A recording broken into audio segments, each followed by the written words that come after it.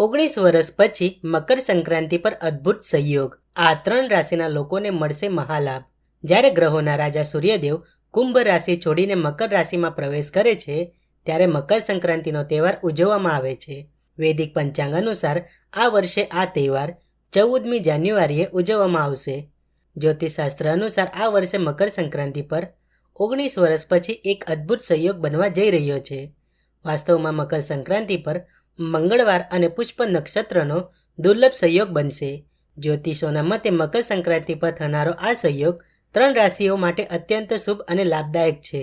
ચાલો જાણીએ એ ભાગ્યશાળી રાશિઓ વિશે। કર્ક રાશિ। મકર સંક્રાંતિના દિવસે બનતો દુર્લભ સંયોગ કર્ક રાશિ માટે શુભ છે।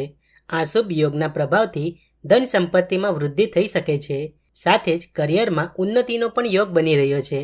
નોકરી અને વ્યવસાયમાં તમને મોટી સફળતા મળી શકે છે। વિવાહિત જીવનમાં મધુરતા રહેશે। તમે જૂના મિત્રોને મળી શકો છો। નવો વ્યવસાય શરૂ કરવા માટે આજનો દિવસ શુભ રહેશે। તુલા રાશિ।